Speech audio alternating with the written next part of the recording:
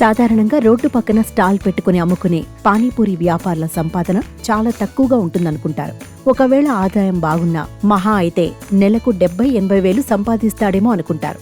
అయితే తమిళనాడులోని పానీపూరీలు అమ్ముకునే వ్యక్తి సంపాదన చూస్తే కళ్ళు తేలేయాల్సిందే.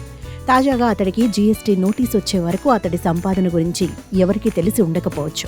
సాధారణంగా రోడ్డు పక్కన స్టాల్స్లో చేసుకునే వ్యాపారాలు జీఎస్టీ పరిధిలోకి రావు. కానీ ఈ పానీపూరి వాలా ఆన్లైన్ ట్రాన్సాక్షన్ చూస్తే నివ్వెరపోవాల్సిందే.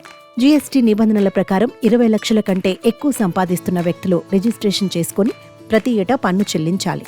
కానీ రోడ్డు పక్కన వ్యాపారాలు చేసుకుంటున్న వారి ఆదాయం ఎంత ఉంటుందో ఎవరూ కనిపెట్టలేరు.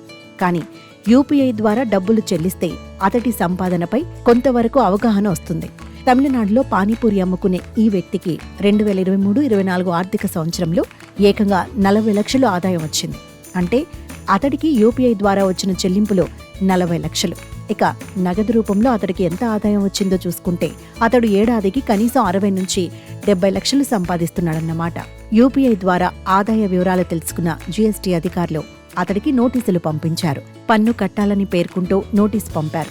అలాగే వెంటనే రిజిస్ట్రేషన్ చేసుకోవాలని సూచించారు.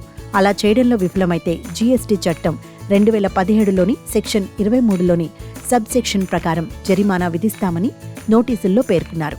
కాబట్టి మీరు కూడా ఏటా జీఎస్టీకి నమోదు చేసుకోవాలని వ్యాపారికి అధికారులు చెప్పారు. 2021-22, 2022 నుండి 23, 2023 నుండి 24 సంవత్సరాలకు సంబంధించిన లావాదేవీ ఖాతా పత్రాలను జీఎస్టీ అధికారులకు సమర్పించాలని ఆదేశించారు.